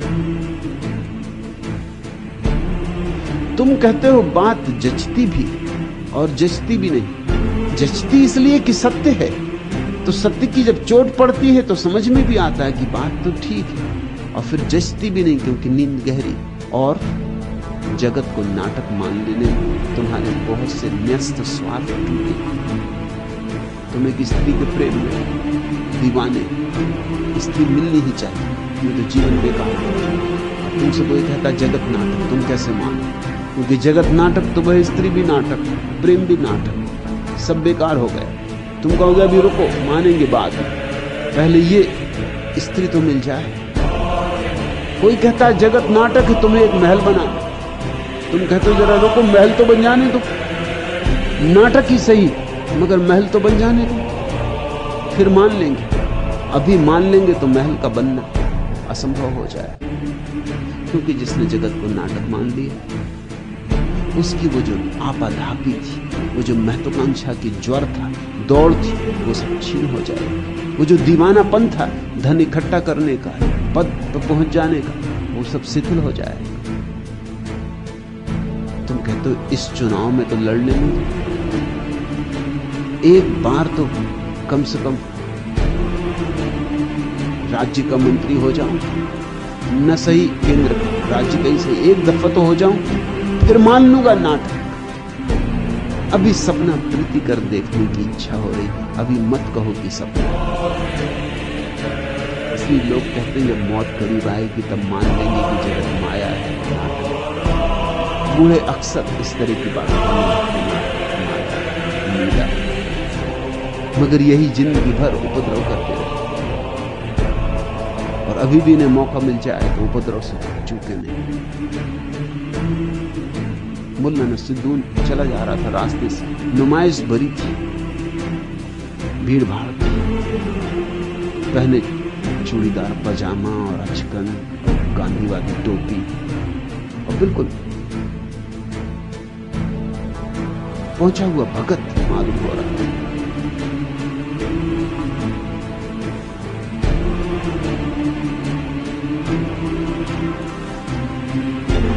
सुंदर सी स्त्री दिखाई पड़ गई, बूढ़ा हो गया और कहता जगत इत्यादि सब माया है। मगर जब एक सुंदर स्त्री दिखाई पड़ जाए तो ऐसे सिद्धांतों की बातों में कौन पड़ता? एक धक्का दे लेने का मन ही तो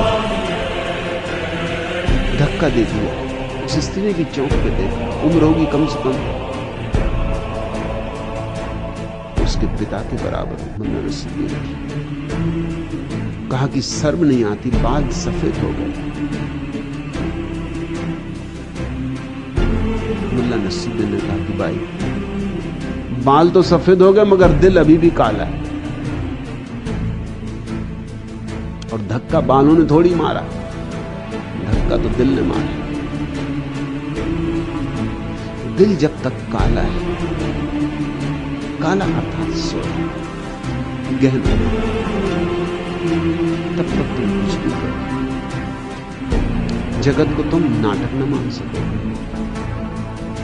बात जचती है क्योंकि बात में सत्य है, सत्य में हमेशा एक आकर्षण होता है, सत्य का एक सम्मोहन होता है। सत्य को सुनते ही बात जची जाती है, क्योंकि क्या करोगे, सत्य सत्य, उसका आघात पड़ता है, प्राण गवाही देती, मगर बीच में तुम्हारा वासनाओं का बड़ा जाल है। वह जाल उसे तुम्हें उलझाता, वो कहता होगा ये सत्य, लेकिन अभी समय नहीं आया। ये तो संन्यास की बात है, ये तो बाद में जब आदमी मरने लगता है तब। गिरी यवनिका रंग मंच पर क्या अवशेष रहा, श्याम यवनिका पर विधि का अलिखित अभिलेख रहा। नहीं रह गए सूत्रधार, नट नटी और प्रेक्षक, मैं भव को अनुभव की आंखों से बस देख रहा। पार्श्व भूमि में दिखने वाले जंगल महल गए, हुए अदृश्य दृश्य वे जिनसे दिल थे दहल गए। नट ने भेष उतार दिया, सिंगार नटी ने, हुआ गया आया जिससे 10 दर्शक बहल गए। चली गई घर नटी अलग हो सूत्रधार तक से, जमोहाई ले रहा विदूषक, थक निज बकझक से। रंगमंच का राजा अब बन जन सामान्य खड़ा, रहा पसीना पहुंच विकट प्रतिनायक मस्तक से। नाटक की माया सी दुनिया आनी जानी है, यह जीवन रूपक है, जीवन रूप कहानी है। जब ये बात कही जाती है समझ में आती, न समझना चाहो तो भी समझ में आती। सत्य का अपना बल है। तुम लाख चाहो कि 2 2 5 हो, लेकिन जब 2 2 4 हैं ऐसा कहा जाता तो सत्य का अपना बल है। बात एकदम समझ में आती। 2 2 5 हो भी कैसे सकते? 2 और 2 4 ही हो सकते, लेकिन तुम्हारे मन में अभी गणित फैला है कि हो जाए कोई चमत्कार, 2 2 5 हो जाए। तुम देखते कैसी कैसी कल्पनाएं तुम्हारे मन में चलती कि रास्ते के किनारे चलते चलते धन से भरी थैली मिल जाए। तुम जानते हो मिलती करती नहीं, ये तो कई दफे सोच चुके हो, मगर मिल जाए, कौन जाने मिल ही जाए। मन सपनों को मान लेने के लिए आतुर।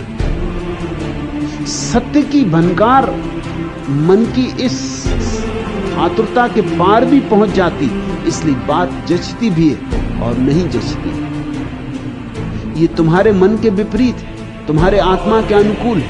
इसलिए एक तुम्हारा अंतरतम तो कहता है ठीक, और तुम्हारे मन के जंजाल कहते हैं नहीं नहीं, ऐसा कैसे हो सकता? जगत और नाटक, इतने लोग क्या पागल हैं? इतने लोग दौड़े चले जा रहे हैं तो क्या सब नासमझ है? जहां इतने लोग जा रहे हैं तो ठीक ही होगा, कुछ पाने को ही होगा। लोग तो भीड़ को देखते चलते, जिस तरफ भीड़ जा रही, धन की तरफ जा रही, धन की तरफ, पद की तरफ जा रही तो पद की तरफ। जिस तरफ भीड़ जाती लोग चल पड़ते। लोग अपने चलने से थोड़ी चलते हैं, भीड़ चलाती। तुम अपने बस से थोड़ी जी रहे हो। लोगों ने तुम्हारे जीवन में आकांक्षाएं और वासनाएं दे दी। कोई पड़ोस में कार खरीद लाया, कल तक तुम्हें कार खरीदने का ख्याल ही ना था, अब ये पड़ोसी कार ले आया, अब अड़चन हुई। मुल्ला नसरुद्दीन की पत्नी ने एक दिन उससे कहा कि अभी हमें मोहल्ला बदलना पड़ेगा, क्योंकि पड़ोस के 2 लोग और अच्छे मोहल्लों में चले गए। उन्होंने ज्यादा कीमती मकान किराए पे ले लिए। उनकी स्त्रियां मिल जाती हैं रास्ते पर तो बड़ी दयनीयता मालूम होती। मुल्ला की पत्नी ने कहा हमें भी बदलना पड़ेगा।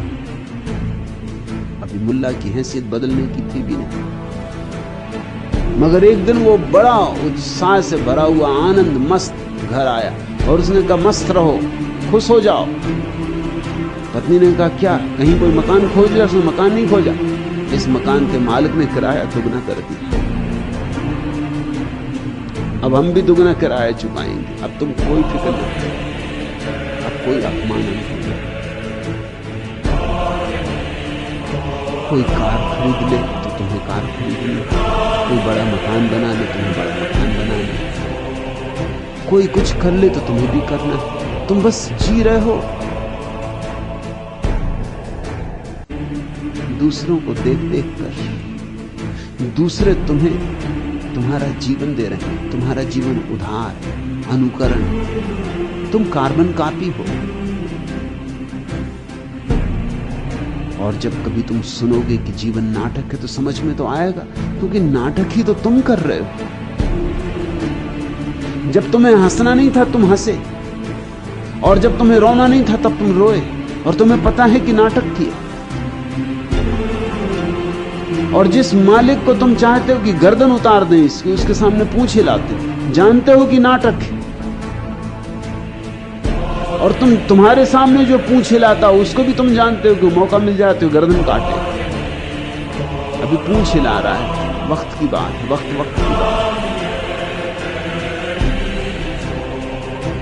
तुम जानते हो कि सब नाटक चल रहा है।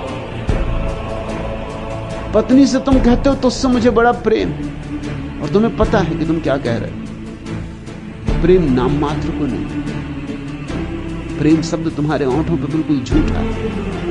तुमने कभी किसी को प्रेम नहीं किया, तुमने अपने को प्रेम नहीं किया, तुम किसी को क्या प्रेम करो? लेकिन कहना पड़ रहा है, कहना जरूरी है, जिंदगी में सुगमता है।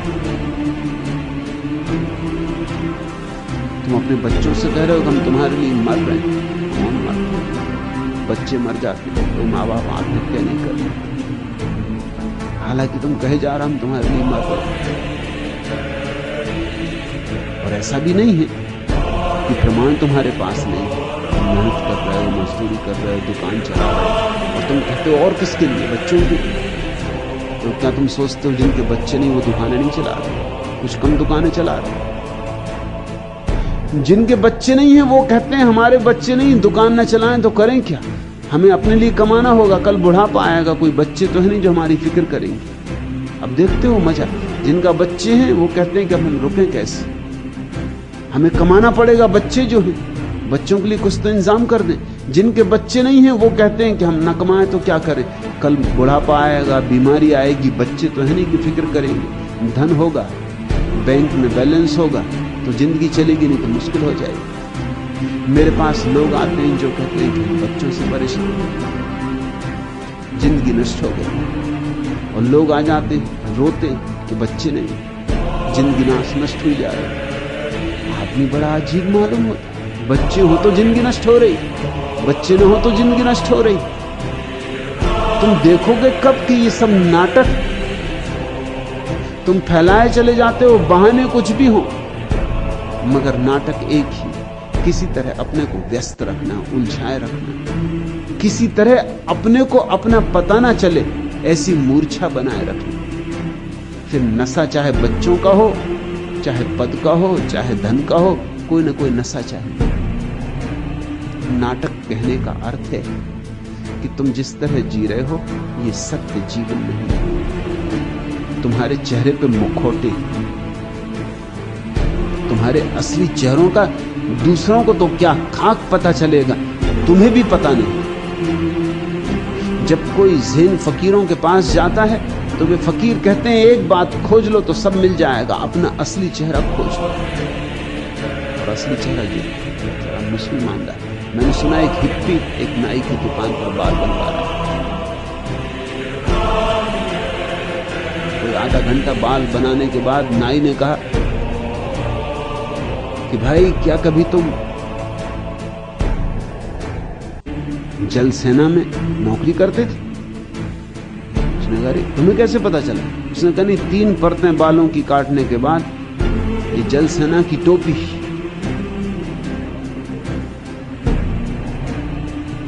टोपी मिली, इससे मैंने सोचा कि शायद जल सेना में काम करते रहे हो।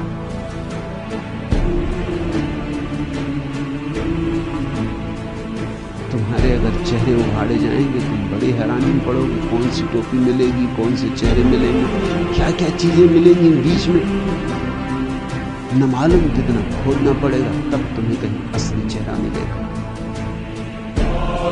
ध्यान की प्रक्रिया असली चेहरे की तलाश है, और मुखौटे पे मुखौटे,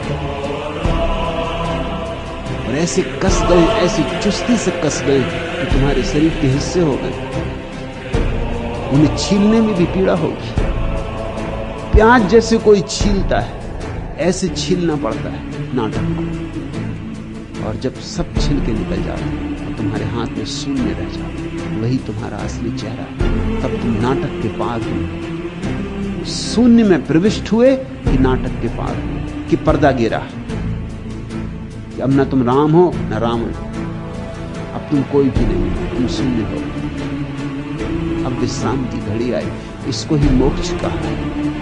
मोक्ष का अर्थ है जीवन की सारी प्रवंचनाओं से जागो, जाग जाना, देख लेना सारी प्रवंचनाएं कि कहां कहां धोखा कर रहा हूं। जरा पहचानना शुरू करो, कब कब तुम मुखौटे ओढ़ते हो, जरा पहचानना शुरू करो। और तुम चकित हो कि 24 घंटे अकेले में भी बैठे होते हो, तब भी तुम विश्राम में नहीं हो। एक आदमी ने मुल्ला नसरुद्दीन के द्वार पर दस्तक दी। उसकी पत्नी भी उसके साथ थी। मुल्ला ने दरवाजा धीरे से खोला, जरा सा खोला। बाहर खड़ा मित्र भी हैरान हुआ। मित्र से ज्यादा हैरान तो उसकी पत्नी हुई, क्योंकि मुल्ला बिल्कुल नंगा था। हैरानी की बात इतनी ही नहीं थी कि नंगा था, क्योंकि अपना अपना घर है, कोई नंगा रहना चाहे, क्या अड़चन। एक टोप भी लगाए हुए थे, नंगा और टोप लगाए।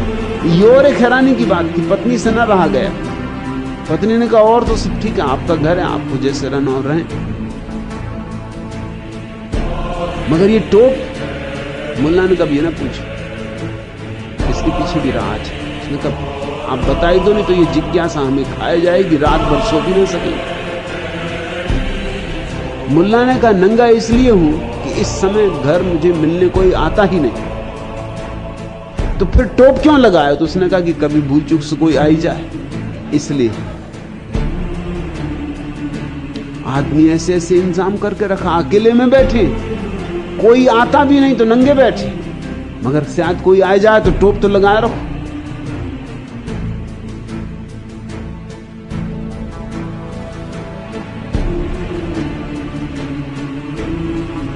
मुल्ला नसरुद्दीन से उसका एक मित्र कह रहा था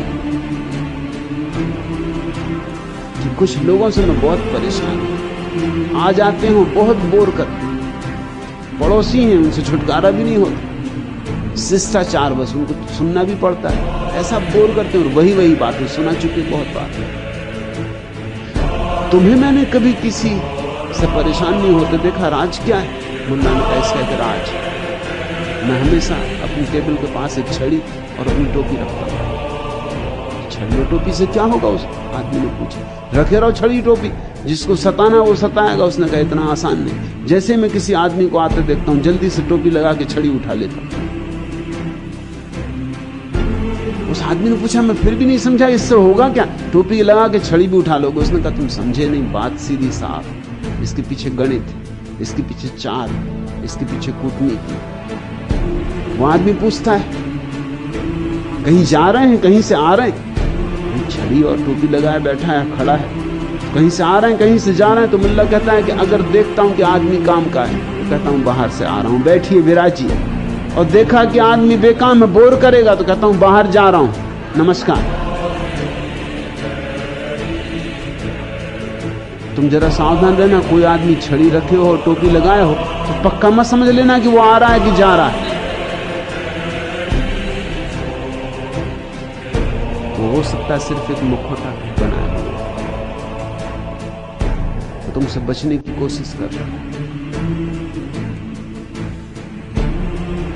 हम एकांत में भी चेहरे बनाए, नाटक करते, और संसार नाटक है ये तो तुम तभी जान पाओगे जब तुम समझ पाओगे कि तुम नाटकीय हो।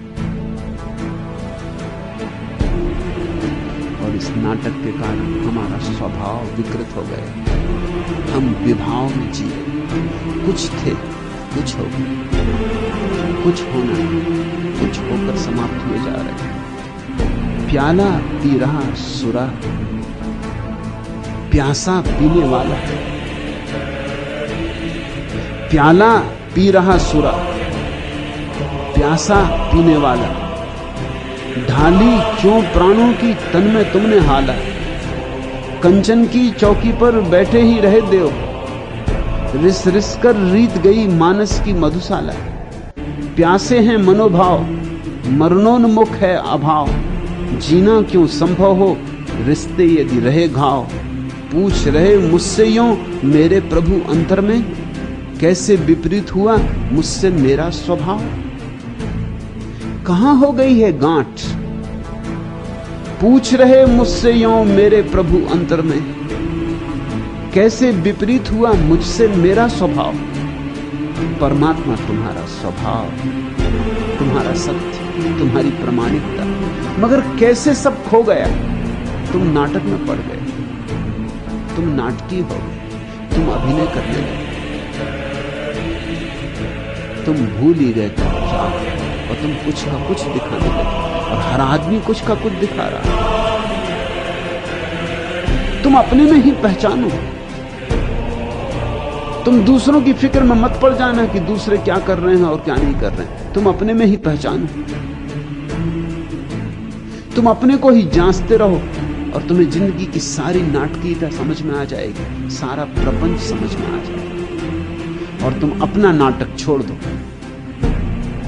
बस तुम्हारे नाटक का गिर जाना ही सन्यास, वही असली सन्यास। सन्यास का अर्थ है रह लिए नाटकीय बहुत, अब सरलता से जिएंगे, सहजता से जिएंगे, जैसे हैं वैसे ही जिएंगे, अन्यथा न दिखाएंगे। हो जो परिणाम सो हो, अपनी प्रामाणिकता न खोएंगे, किसी कीमत पर न खोएंगे।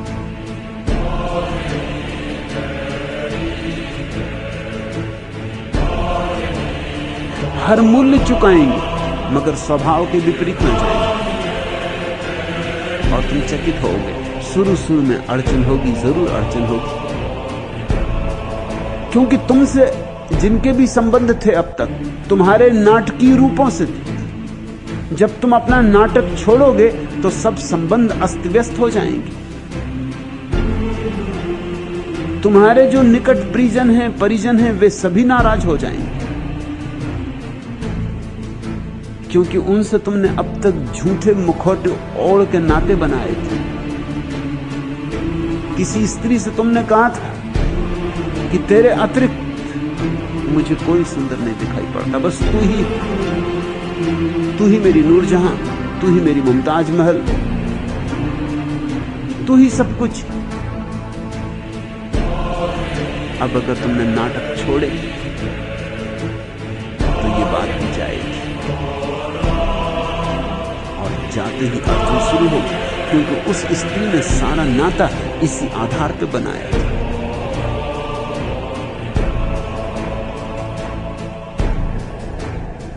सत्य आएगा तो असत्य कि जो तुमने ताश के घर बनाए एक ही झोंके में गिरने लगेगी।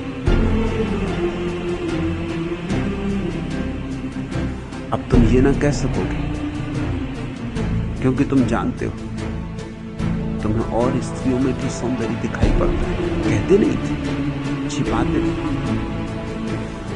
दिखाई नहीं पड़ता था, ऐसा नहीं। जिस आदमी को एक स्त्री में सौंदर्य दिखाई पड़ता है उसे और स्त्रियों में भी सौंदर्य दिखाई पड़ेगा, क्योंकि सौंदर्य किसी एक पर समाप्त कैसे होगा, सौंदर्य का बोध एक पर समाप्त कैसे होगा। हाँ, जिसे अब कोई स्त्री पुरुष ही नहीं दिखाई पड़ता उसकी बात अलग, लेकिन उसको फिर एक में भी मुमताज और एक में भी नूरजहां नहीं दिखाई पड़ेगी।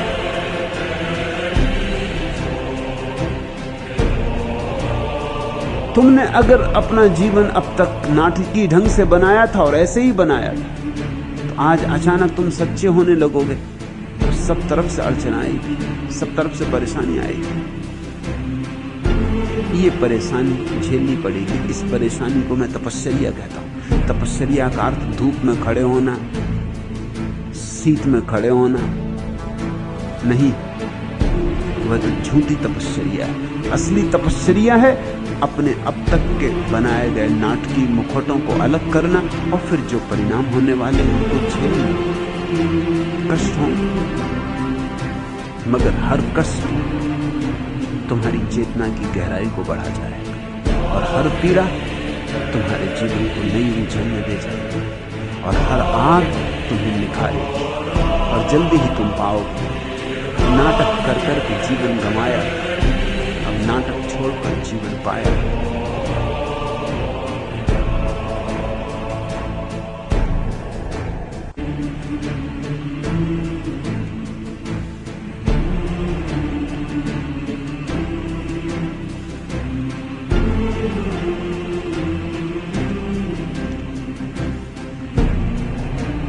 आखिरी प्रश्न,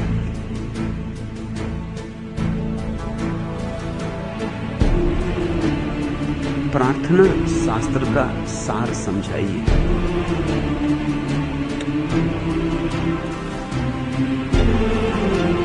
प्रार्थना का कोई शास्त्र नहीं।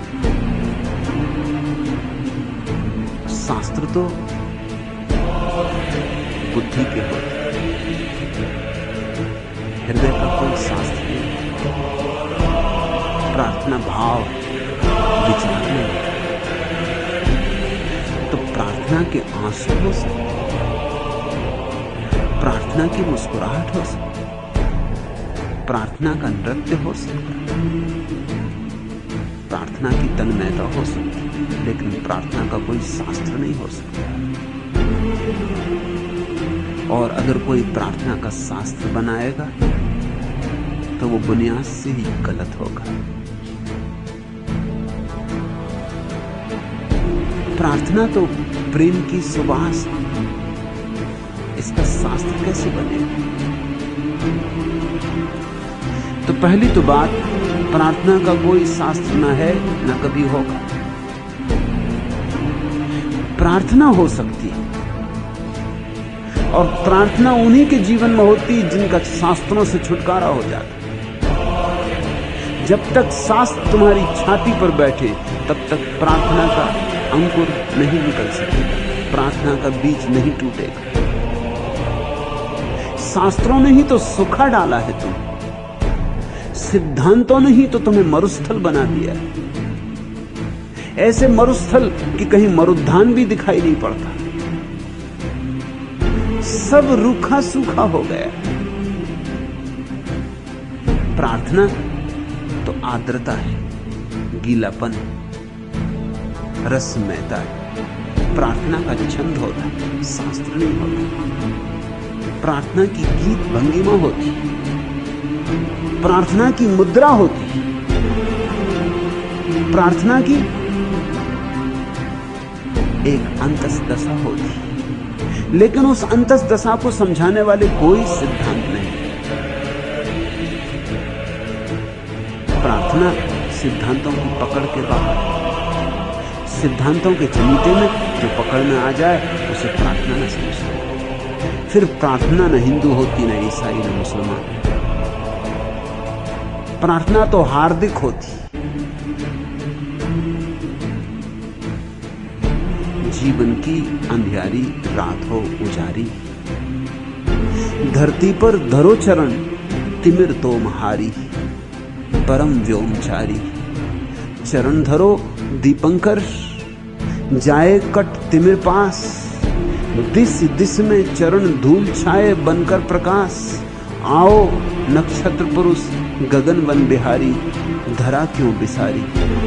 आओ तुम दीपों की निरावरण करे निशा, आओ तुम दीपों को निरावरण करे निशा। चरणों में स्वर्णहास बिखरा दे दिशा दिशा, पाकर आलो मर्त लोक हो सुखारी। नैन हो पुजारी, जीवन की अंधियारी रात हो उजारी। धरती पर धरो चरण तिमिर तोमहारी, परम व्योमचारी। प्रार्थना तो पुकार, प्रार्थना तो विरह की पुकार है। वो जो अदृश्य, उससे प्रार्थना है कि दृश्य हो जाओ। वो जो अचिंतनीय है, उससे प्रार्थना है मेरे चिंतन पर छाया डालो। वह जो दूर है, उसे पास बुलाने का आग्रह। प्रार्थना विरह, प्रार्थना रुदन, प्रार्थना पुकार। प्रार्थना शास्त्र तो कतई नहीं। प्रार्थना आस्था है, विचार नहीं, संदेह।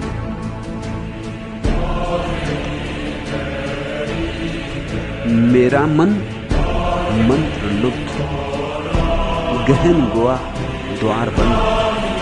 दूर कहीं मंत्र दीप बलता है मंद मंद। दीपक से दूर नैन, नैनों की मंद दृष्टि। जैसा मैं क्षुद्र दिखी वैसी ही ज्योति सृष्टि। चितवन भयभीत, इसे अभय करो चिदानंद। मेरे हित बंद सही, तुमको तो द्वार खुले। मेरे हित बंद सही, तुमको तो खुले द्वार। तम भ्रम को मंत्रेश्वर हर लो कर कर प्रसार। अंधे को तुम न दिखो, तुमको दिख रहा अंध। मेरी अक्षमता के कारण तो हैं अनेक। परिणति है प्रबल और दुर्बल मेरा विवेक। अवगुण गुंजाल जटिल, काटो तो कटे फंद। कारण से कर्म कठिन, कर्मों का नहीं अंत। सीमा मेरी असीम, करुणा प्रभु की अनंत। करुणा में शब्द ब्रह्म मेरा अज्ञान छंद। मन को दो ज्योति बोध, देखूं मैं प्रणत भाल। पत्तल साष्टांग प्रणत, उपकृत उद्दंड काल। पदरज को शीस धरे, अनुनयनत दिग्गयंत। प्रार्थना तो पुकार है कि मैं असहाय, मुझे सहारा दो। मेरे किए कुछ न हो सकेगा, तुम कुछ करो।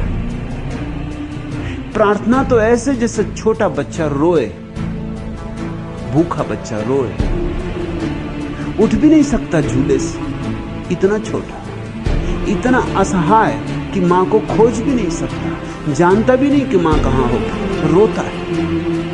बस वही रोना प्रार्थना है।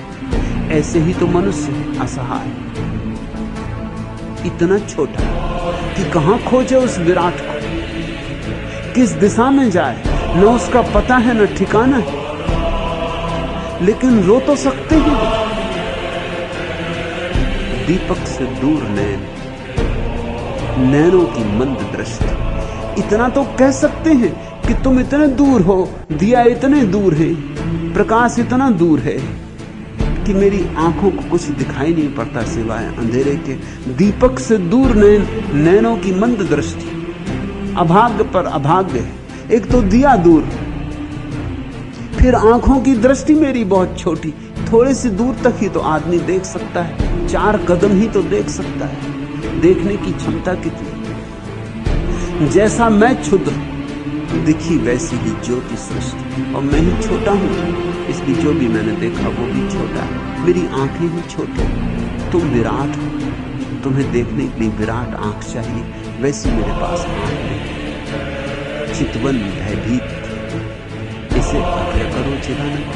और मैं कप रहा हूं और मैं डर रहा हूं। चितवन भयभीत, इसे अभय करो चिदानंद। मेरे हित बंद से ही तुमको तो खुले द्वार। सुनते हो, समझो इसे। मेरे हित बंद से ही तुमको तो खुले द्वार। मैं ना आ सकूं, छोटा बच्चा ना जा सके, मां तो आ सकती है। मैं ना आ सकूं, तुम तो आ सकते हो। मेरे हित सब द्वार बंद हैं, समझ लो, मगर तुम्हारे लिए तो कोई द्वार बंद नहीं। मेरे हित बंद से ही तुमको तो खुले द्वार। तम भ्रम को मंत्रेश्वर, हर लो कर कर प्रसार। अंधे को तुम न दिखो, तुमको दिख रहा अंध। मैं अंधा हूं, मुझे तुम नहीं दिखाई पड़ रहे, लेकिन तुम तो आंख ही आंख। मैं तो तुम्हें दिख रहा हूं। मैं तुम्हें न खोज पाऊं, लेकिन तुम मुझे खोज लो। तुम्हें क्या अड़चन? प्रार्थना इस बात का निवेदन कि मैं तो नहीं खोज पा रहा हूं, तुम तो खोज सकते हो। अंधे को तुम न दिखो, तुमको दिख रहा अंध। परमात्मा तुम्हें तब तक नहीं खोज सकता जब तक कि तुम निवेदन ना करो। तुम्हारी स्वतंत्रता में बाधा नहीं डालेगा। इसलिए तुम निवेदन करो तो उसकी तरफ से हाथ आना शुरू हो जाए। तुम्हारे निवेदन की ही कमी है। मेरी अक्षमता के कारण तो हैं अनेक, परिणति है प्रबल और दुर्बल मेरा विवेक। अवगुण गुण जाल जटिल, काटो तो कटे पंथ। प्रार्थना का इतना ही साथ कि मेरे किए कुछ भी न हो सका।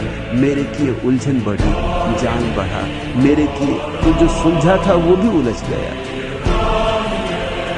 अब तुम समझाओ, मैं समर्पण करता हूं। परिणति है प्रबल और दुर्बल मेरा विवेक। मेरी अक्षमता के कारण तो हैं अनेक। अवगुण गुण जाल जटिल, काटो तो कटे पंथ। तुम काटो तो कट जाए, और निश्चित कट जाते। पुकारे भर कोई, भरपूर मन पुकारे, परिपूर्ण मन पुकारे। समग्रता उठे आह, पहुंच जाती उसमें। और उस तक एक बार भी तुम्हारा निवेदन पहुंच जाए तो रात टूटे सुबह हो, तो आ जाए भोर, भोर हो जाएगी, रात ढल जाएगी, मुस्कुरा दो कि दुनिया बदल जाएगी। आंख खोलो कि प्राची अरुण हो सके, भैरवी की लहर भी तरुण हो सके, स्नेह की ओस ठंडी हवा में सिहर, कामना के कमल के नैन धो सके। मैं बटोही निशा का भ्रमाया हुआ, मैं बटोही तिमिर का सताया हुआ, दृष्टि धनु पर चढ़ा छोड़ो, राह मेरी अंधेरी उजल हो जाएगी, राह मेरी अंधेरी उजल जाएगी, भोर हो जाएगी, रात ढल जाएगी, मुस्कुरा दो कि दुनिया बदल जाएगी। भावना के कुसुम मुस्कुराने लगे, प्यार की बेलियां लहलहाने लगे, रूप की ज्वाल से गुदगुदा दो तने, लालसा के मधुक गुनगुनाने लगे, जिंदगी के बिटप को प्रभा दो नई, सांस के पल्लवों को हवा दो नई, काल के व्योम में चहचहाती हुई कल्पना कोकिला सी निकल जाएगी, भोर हो जाएगी, रात ढल जाएगी, मुस्कुरा दो कि दुनिया बदल जाएगी। ज्योति के सर चलाओ तिमिर तोम में, रूप के रंग काल के व्योम में, चेतना बन पलो सृष्टि के प्राण में, चिरपुलक बन जगो देह में रोम में, तुम हंसो प्राण मेरे करें आरती, वंदना में उमड़ती रहे भारती, हूं नैन अंजलि में लिए अश्रु जल, देव क्या अंजलि यह विफल जाएगी, भोर हो जाएगी, रात ढल जाएगी, मुस्कुरा दो कि दुनिया बदल जाएगी। अपनी अंजलि में आंसू भर के पुकारो। प्रार्थना एक कला है, शास्त्र है। प्रार्थना प्रेम की कला का ही नाम, प्रेम की कला की पराकाष्ठा है। दो हिस्से हैं प्रार्थना के। पहला कि मैं असहाय हूं, कि मैं अंधा हूं, कि मेरे लिए द्वार बंद है, कि मेरी सीमा है, कि मैं क्षुद्र, कि मेरे भटकाव के अनंत अनंत कारण, कि अनंत अनंत कर्मों का जाल रुकावट है। दूसरा कि तुम आओ, कि तुम आ सकते हो, द्वार मेरे लिए बंद है, तुम्हारे लिए बंद नहीं, कि मैं भटक गया हूं, कि मैं बहुत दूर निकल, तुम उससे दूर नहीं निकल गए, तुम्हारे बिना तो मैं जी ही कैसे सकूंगा, तुम ही तो मेरी श्वासों की श्वास, मेरे प्राणों के प्राण, मेरी पहचान भूल गई, मेरी प्रतिज्ञा हो गई, तुम मेरे सामने भी खड़े हो जाओगे तो मैं पहचान न सकूंगा मेरी स्मृति गहरी, मगर तुम्हारा स्मरण तुम याद करो। मैं इतना ही कर सकता हूं कि ज्योति के सर चलाओ तिमिर तोम में, रूप के रवि चढ़ो काल के व्योम में, चेतना बन पलो सृष्टि के प्राण में, चिरपुलक बन जगो देह में रोम में, तुम हंसो प्राण मेरे करें आरती, हूं नैन अंजलि में लिए अश्रु जल, देव क्या अंजलि यह विफल जाएगी, भोर हो जाएगी, रात ढल जाएगी, मुस्कुरा दो कि दुनिया बदल जाएगी।